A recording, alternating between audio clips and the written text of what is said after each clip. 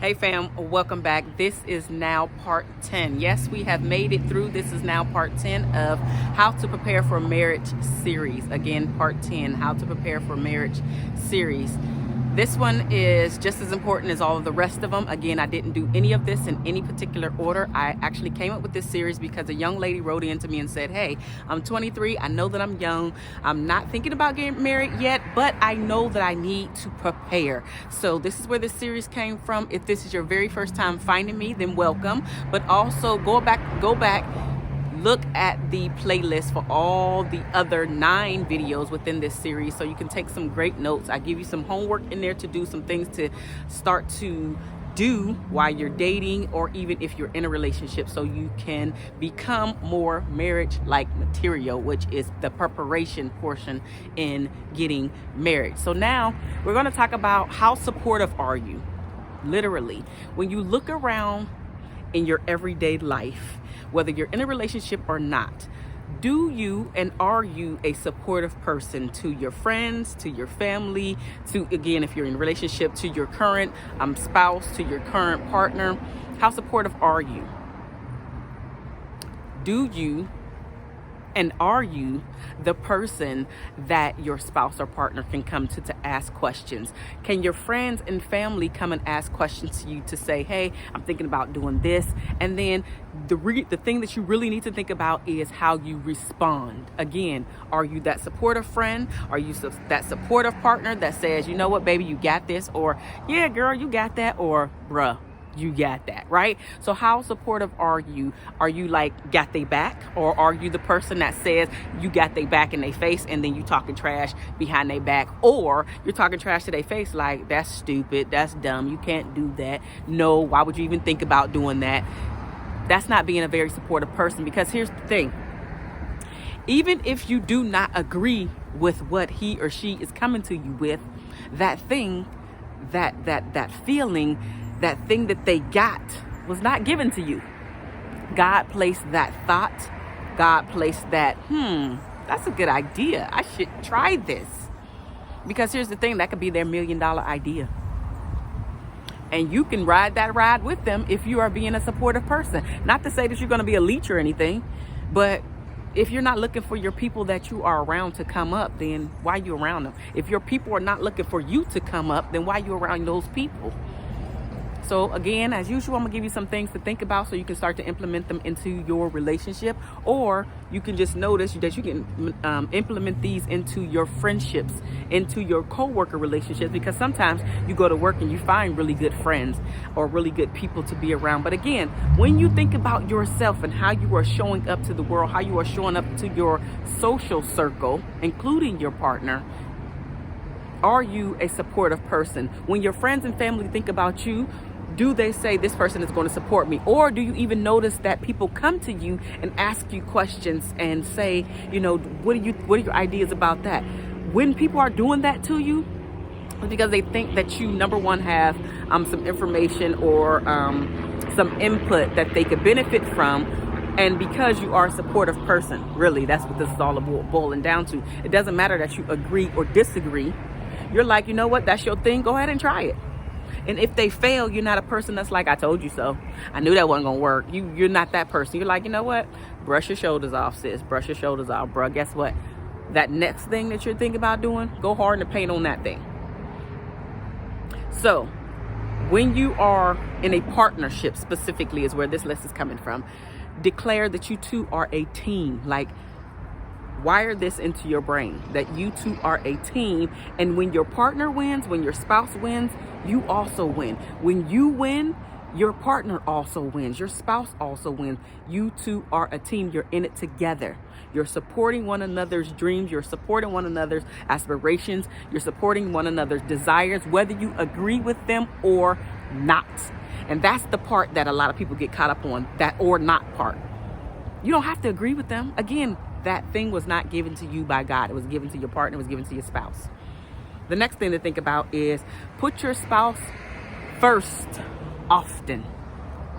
This is where you have to implement that selflessness stuff that I was talking about in a previous video. That's where you implement this. Putting your partner first often. But here's the thing, your partner also must be putting you first, because if you're putting your partner first and they're putting you first, guess what? Y'all can't help but to win. Does that make sense? Can't help but to win. If y'all both are doing that and you're both looking out for each other, you both will win together, building this thing together. The third thing to think about is to pay attention to him and her and all the things, especially the little things. We constantly think that whenever we're doing something, whenever we're going hard in the paint, that it's the big things that matter. Don't get me wrong, the big things matter, but it's really the little things. Like I mentioned one of the other videos, would you be willing to drop what you want to do in order to go the extra mile? To stop what you're doing when your partner or spouse asks you to get a glass of water. You know that it's your spouse or partner's birthday and you have to drive way across town to get their favorite dinner. Do you do that? Would you do that? It's the little things that build up. Again, the grand things, the big things, they matter too, but not as much as the little things. It's all about the little things.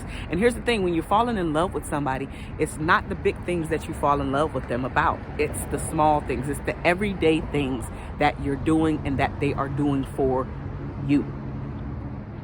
Offer help frequently is the next one. How often are you offering your help?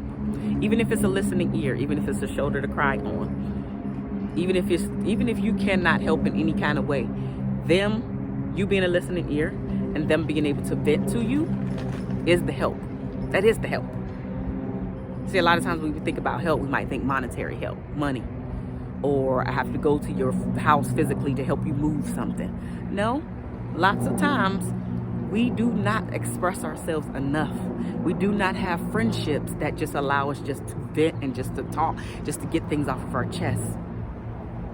So sometimes that being that listener is the thing that is helping him or her out the most, because a lot of times if you just sit back and let them vent, a lot of times they'll end up solving their issue, solving their problem on their own, just by them being able to express what they need to express. So just listen. The next thing, talk with him or her about their dreams, goals, aspirations, and then ask, how can you help? Because maybe you can't help at all, but maybe you can help more than you know, but you just have to ask. The next thing to think about is just to offer unconditional support. Again, the dream was not given to you. It doesn't matter if you agree with it or not. It doesn't matter, because you two will be together during this process and you'll be able to lean on one another. And guess what? When things are popping, you'll be like, yep, he was there for me, she was there for me. And they'll be able to say the same thing for you. Offer unconditional support as much as possible. Another thing that people do not do often enough is check in with their relationship. Check in regularly. Like literally, me and my husband do this all the time. We actually just had a relationship check-in about 2 weeks ago. And it's basically you just go on and say, hey, what am I doing right? What am I doing wrong that I could work on? And what am I doing mediocre still that I can do some work? But you really are just getting feedback. You're not catching no attitude, because you're not going to get everything right. But here's the beauty in that. You're able to share the things that annoy you about your spouse too, the things that they need to tighten up on. It's a give and take then. But check in to see what you can tighten up on, what you're doing great at. Of course, the things that you're doing great at, just continue to do those. The things that you need to tighten up on them. That's it. That's it. We make our relationships harder than they need to be. We do. So check in regularly. The next thing is understand when it's time to step in. Sometimes your partner or spouse might go overboard. They might be talking about taking out a loan, and you're like, nah, you probably shouldn't do that, because maybe the loan is just too much. Maybe it's not the best time for a loan. Whatever it is, right? A loan was just an example. But sometimes you need to step in and say, okay, my love, my sweetheart, my baby, nah, don't do that one. That one, you know, I usually got your back. And see, this is when they're going to actually respect what you have to say, because you are usually on their side. You are usually a part of the team. So when you are going against something, you're going to make them listen to you that much more and understand that, okay, maybe I need to rethink what I was thinking. In this case, taking out a loan that was either way too much, just not the right time, the percentage is ugly, etc. Right? Okay. The next thing, show and tell them you have faith in him or in her. We all need to hear that our spouse, our partner supports us and has faith in us, no matter, again, if it's not your dream, if it's not your thing. Even if they fail at it. Even if they fail at it. Doesn't matter. It doesn't matter. I still have faith in you. I know that you're going to be able to do it. Even if it's on the next thing. Even if this thing doesn't work out, I still got your back. I'm still going to be here for you. That's the support. That's the unconditional support. That's the unconditional love I was speaking about earlier. Whether good, bad, happy, sad. Good times and bad times. Because that's going to happen in your relationship. Good times and bad times are going to happen in your relationship. And you have to be able to say, you know what? This is a bad time, but I still got your back. You know what? And not only be happy-go-lucky when it's the good time. You got to be able to say, I'm cool, good, bad, because I'm with you. Period. The final thing to think about how to be a supportive spouse, partner, and your preparation in marriage is to celebrate their wins. Of course, your wins, but you're really celebrating your partners and your spouse wins enthusiastically. Not like shady, right? Because you envious, lightweight jealous, because he or she actually got that thing done that you truly did not believe that they could get done, but even without your support they still got it done. But you don't want it, you don't want it like that. So instead of it going down that road, just be as supportive as possible, and then whenever they win, you feel like and act like and celebrate as if you won as well. Because here's the thing, you actually did. You just have to be able to see it that way. I love you guys. There's nothing that you can do about it. Again, this is the final video in the How to Prepare for Marriage series. I hope that you have gotten as much as you needed out of it. And you can always come back to the playlist and watch these videos over and over and over again. Because here's the thing.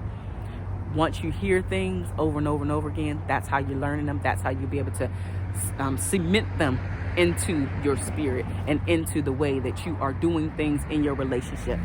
All right. I love you guys. Definitely go ahead and subscribe if this is your very first time here.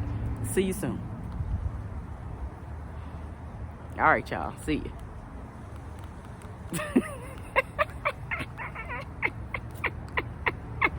All right, y'all. See ya. I keep saying it ain't stopping.